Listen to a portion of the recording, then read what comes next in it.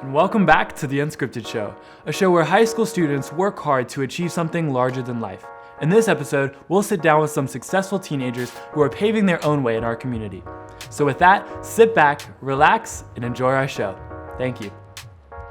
Hi, welcome back to another episode of The Unscripted Show. I'm your host, Maahir Murad. Today we have two very accomplished guests with us. Our first guest is Anvitha. Hey. And our second guest is Ambuja. Hey. Okay, so the goal of this episode is just to help people overcome their fear of public speaking. Because for a lot, that is their largest fear. They can't, other than spiders or death, they don't know how to talk in public. So why don't you guys tell us about your journeys and... All right, you want to go? Yeah, sure. Okay. So I started public speaking when I was in 6th grade, technically. But I actually joined debate for the reason, it's kind of stupid. I wanted to be like my brother. So I joined debate in 6th grade because it was the closest thing we had to like what my brother did, which was a lot of public speaking in high school. But I found myself to be completely in love with it. And I know that's weird for a lot of people, right? Because a lot of people are like, I don't want to do that. I don't want to argue with people. Like, that's so dumb. Nice. But there's something so exciting about finding a topic that you don't know anything about and then being thrown in it. You find yourself to learn a lot more. And I think that's what attracted me, was the aspect of learning a lot more about, niche topics like arm sales or things that a 6th grader shouldn't be worried about, right? And then falling more in love with them. So as time grew on, I went to 7th grade, became a varsity debater alongside Anvitha. We weren't partners at the time, but alongside her. Went to 8th grade, started doing high school debate, which is a completely different, realm. But at that point, I kind of realized that I kind of wanted to do more than just arguing with people, right? Like more than just sitting down and being like, you're wrong, you're stupid, here's why. But more so using my ability to speak in a way that serves people. So that was kind of where I found class counsel, which was something that allowed me to be able to talk to, my peers, get insight from them, and then eventually, lead them in becoming better. So that's kind of where my public speaking journey took off and is now at. Okay. And Yeah. you? Mine's kind of the same. I kind of started in 6th grade as well, what you would classify as public speaking. I joined the debate club, but since like elementary school, I've always been known as, that bossy kid that tries to lead everybody. Yo, facts. So it's kind of always just been something that I've always enjoyed. Like I'm really happy that like it's never been like a problem for me or like a fear for me. And I know not everybody is lucky enough to have that, but I think it's something that I've gotten over as well and learned how to do better over time. And like in 6th grade, I joined debate for the same exact reason my brother did in high school. So I was like, got to do the same thing, got to beat him, right? And I didn't realize how much I was going to like it. It's a lot of like Ambuja was saying, you get thrown into something and you're forced to learn about something, even if you're not that interested in it. But as you start learning about it, you kind of find your interest in it. And I think as we grew older, debate was a huge part of our life in middle school, but as we grow older and by like high school, public speaking is something that you can take to other parts of your life. And that's kind of what I've been trying doing with like FBLA and stuff like that. It's helped me a lot with like trying to get leadership positions and stuff. But yeah, like public speaking has kind of given my family with like my debate buds and everything. So yeah. So I want to explain to the audience what like middle school debate was. So basically, you and your partner would go against two opponents you've never seen before and a judge you've never met on a topic you don't know much about. And the topic isn't like, red or blue, right? It's like, should the government, what was the NSA topic? Should the government be able to spy on us through the Patriot Act? Exactly. And so a 6th grader, because I also joined debate in 6th grade, you go into this room and you're like, oh snap, I'm not ready for this. Exactly. Exactly. I don't even know this man, and yet I'm like, dude, you're wrong. What are you saying? It was a lot. But I felt after every tournament, you just gain confidence. So I feel like one of the biggest ways to overcome your fear of public speaking is just practicing, you know, in front of random people. And I think tournament by tournament, you would increase your confidence, in which public speaking helps you in all aspects of your life, because you're talking, and the only way you communicate right now, like the main way, is speaking to people. So that was really good for middle school. The other thing was critical thinking. I think debate had a lot of like increase your critical thinking. How did it help you in like that capacity? I think for me, it was definitely a way for me to kind of talk about the unknown more. In sixth grade, you know, a lot of people are just, you regurgitate the information you're given, right? Yeah. What ideologies your parents give you, what beliefs your friends give you, what beliefs your peers give you. And, you know, that's why a lot of kids that age succumb to peer pressure.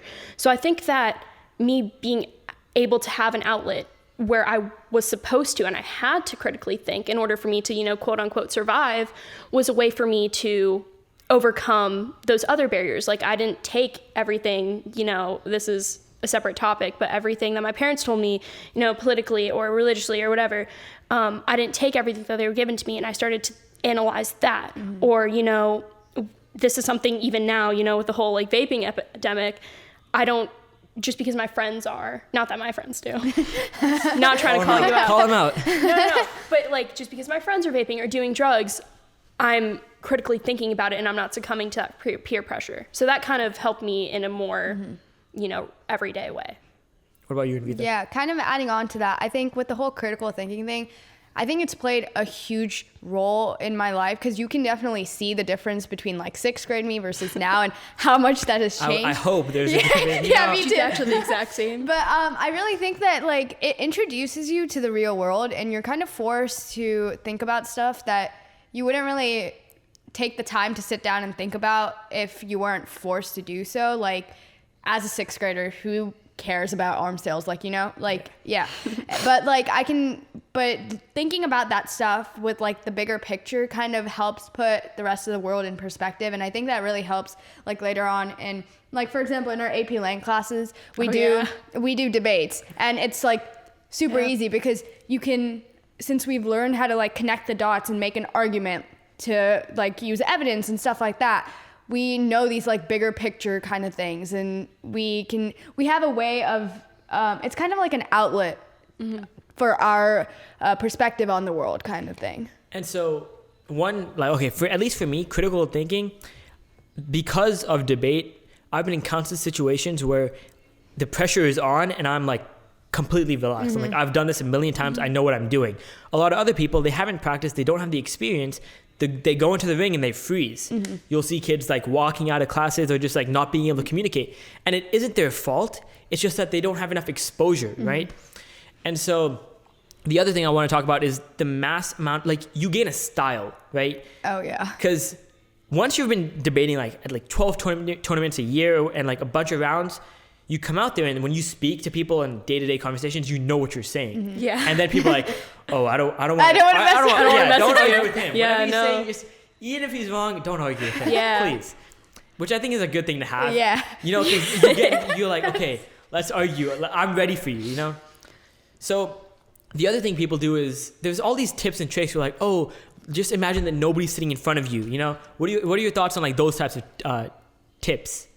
I honestly They're so think, stupid. Yeah, I think they're so stupid. Like, I think the whole point of somebody sitting there is for you to make sure that your point gets through. And like pretending they're not there just ruins the purpose because the point is to stand for what you believe or what you're... I'm not talking to a wall. You Yeah. know? It's Like I know you're there. What's the point of that, right? And I think it's just, again, like you were saying, it's something that comes with practice and you just get better at it over time. But like, without you having to face that fear, you're never gonna get better. You know what I'm saying? Okay, but like imagine there's a person who doesn't even want to start, right? They're like, okay, you're saying just don't imagine that they're not there. Imagine that you look at them, but that's too much, you know? Like what if I mess up? What if I say something wrong? What if I lose? What are your thoughts on that? What do you have to say for that? So for me, it's always been like, I mean, as someone who absolutely hates losing, like Anvitha knows this better than everyone. I hate losing, but for me, it's always like, it's a random person, you know? Like at the end of the day, their opinion doesn't affect me. Because, and even if it's not a random person, I think public speaking in front of like friends and family is the scariest thing. That's a like total when it's different people, thing. yeah, that's a completely different story. But if we're talking about in a debate round or just like in a speech in general where there's like, 500 people there, at the end of the day, what a random person thinks about your speech probably you're not even going to hear about because they're probably going to talk to their friends about it. You're probably not going to hear about it. 2, doesn't affect you. Yeah. And then at the end of the day, they're going to go home and they're not going to remember it in No, yeah, that's a good a mindset. few days, like, a week, it's only an hour. 2 Yeah. weeks. Just Yeah. talk, right? Yeah. It's a good mindset to have. The other thing though that's a big issue now is people. Okay, when you mess up, they overemphasize the fact that I made a mistake. You know, the amount of mistakes I make while speaking, I'm like I just go over it. I'm like okay, big deal. You know, you just have to like learn to let it go. You can't like be perfect in every single sentence. What other tips do you guys have for people who have like a fear of public speaking? I think it's a lot of just trying to, I know it's like, it's easier said than done, but like, you just got to get out there and just try. Like, and like Ambuja was saying, like, the person that's probably watching doesn't even know who you are, could care less. But like, if you just kind of do it, even if you force yourself a little bit, kind of give yourself a push, you're still doing it. So at some point, you're going to be able to get over that fear, I think.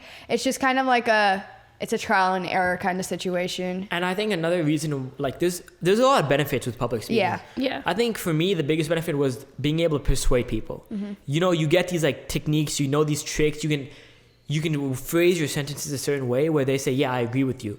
And getting people to agree with you can take you pretty far in life, you know? Yeah. Oh, yeah. For sure. Especially if you want to do something in public policy, being like, yo, listen to me, I know what I'm saying. Yeah. It's pretty good. Do you guys have any like special persuasion stories? So I'm gonna talk about my AP Lang class because that's Alex knows, but that's where I shine in terms of persuasion. I think my favorite time in a debate round, or just in general, is when you're asking people questions. Oh, yes. You know, when you're just straight up asking them questions, even if it's a topic they know a lot about. I think a great way to, you know, manipulate sounds horrible, but you know, change up their words a bit. Is asking really pointed questions. So don't let them ramble. It's a yes or no, and make sure that if they say no, it sounds horrible. So like it'd be me asking do you think that blank blank blank is good for society, when in reality it does blank blank blank.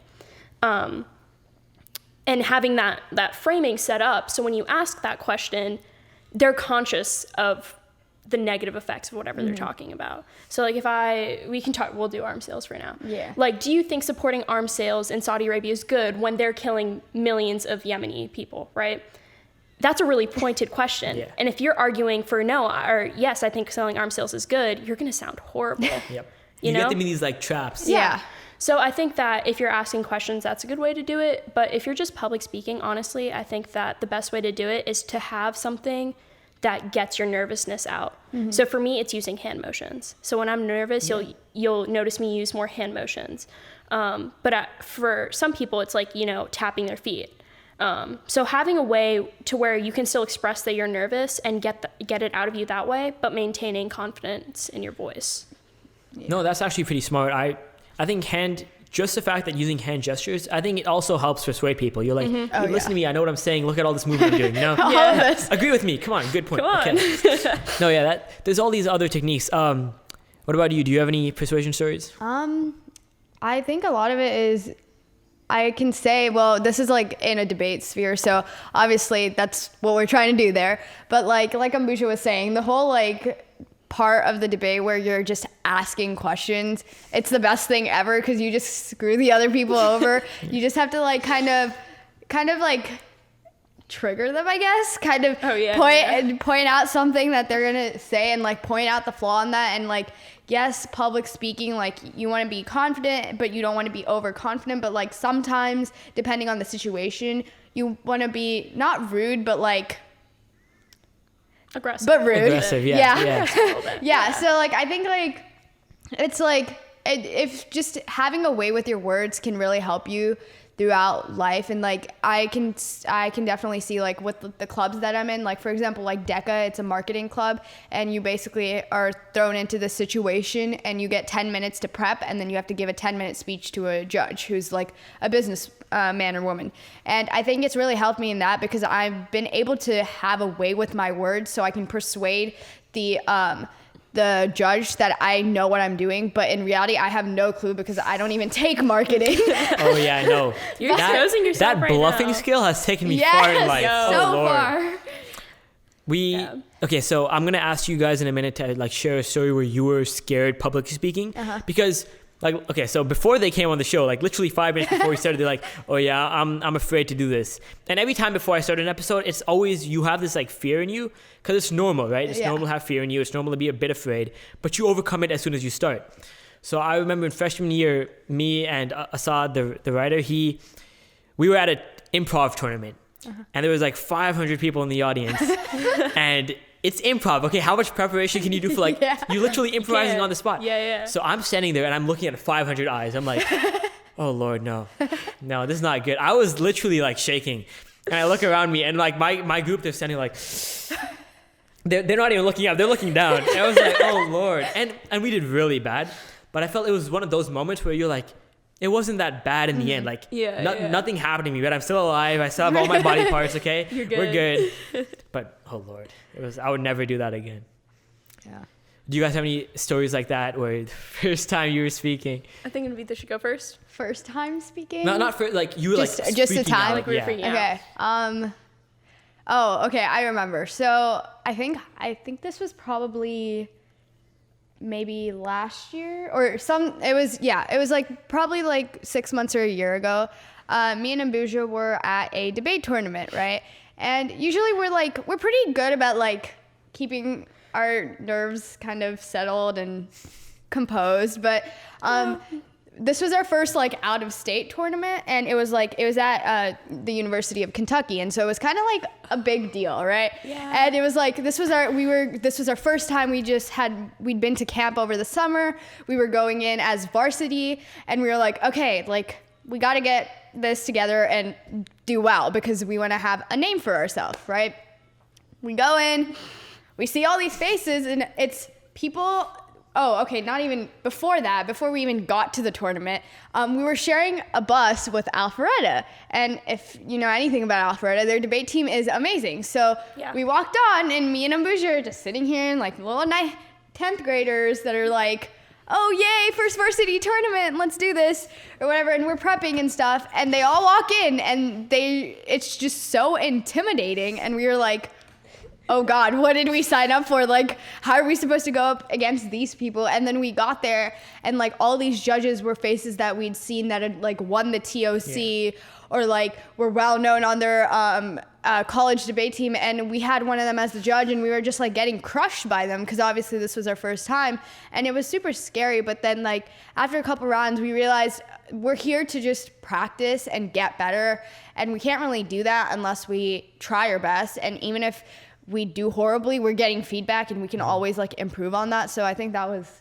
kind of scary. Yeah. I'm not gonna lie, kind of scary. So I guess me and Anvitha are a little opposite in that way because I get nervous before everything. Like absolutely. Yeah, true. I forgot about that. Like everything. Whether it literally could be something as simple as doing a speech in AP Lang, like that's a formative grade.